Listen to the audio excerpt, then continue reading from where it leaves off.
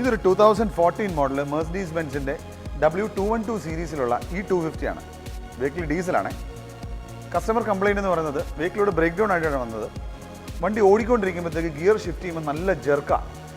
ആദ്യം ചെറിയ രീതിയിൽ തുടങ്ങി, പിന്നെ വലിയ രീതിയിലായി, പിന്നെ വണ്ടി ബ്രേക്ക് ഡൗൺ ആയി.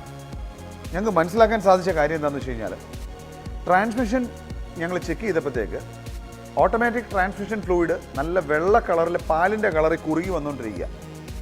ഫർദറായിട്ട് ഇൻസ്പെക്ട് ചെയ്തപ്പോഴത്തേക്ക് നമുക്ക് മനസ്സിലാക്കാൻ സാധിച്ച ഒരു കാര്യം എന്ന് പറയുന്നത്, ഗിയർ ബോക്സിന് ഒരു കൂളറുണ്ട്, ATF കൂളർ എന്ന് പറയും. ആ കൂളർ ഡാമേജ് ആയിപ്പോയി.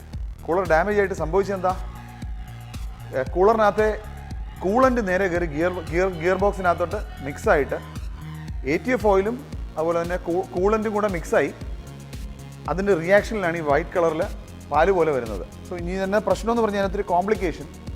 മെഴ്സിഡീസ് ബെൻസിനെ സംബന്ധിച്ച് ഇതിൻ്റെ ചൈൽഡ് പാർട്ട് എന്നുള്ള രീതിയിൽ ട്രാൻസ്മിഷൻ ഫ്ലൂയിഡ്, അതുപോലെ തന്നെ പാൻ, ഫിൽട്ടർ, ഇതുപോലുള്ള സാധനങ്ങൾ മാത്രമേ വരുന്നുള്ളൂ. സോ നമുക്ക് കൈയെത്താത്ത, നമുക്ക് ക്ലീൻ ചെയ്യാൻ പറ്റാത്ത പല കാര്യങ്ങളും ഉണ്ട്. ഇത് ഏതൊരു എക്സ്റ്റെൻറ്റ് വരെ നമുക്ക് പോകാൻ പറ്റുമെന്നുള്ളത് നമുക്ക് പറയാൻ പറ്റത്തില്ല. എന്നിരുന്നാൽ പോലും നമുക്ക് ചെയ്യാൻ പറ്റുന്ന ഇമ്മീഡിയറ്റ് കാര്യങ്ങളെന്ന് പറഞ്ഞാൽ ആ ഫ്ലൂയിഡ് നമുക്ക് ഡ്രെയിൻ ചെയ്തിട്ട് മാക്സിമം ഫ്ലഷ് ചെയ്ത് നോക്കുക എന്നുള്ളതാണ്.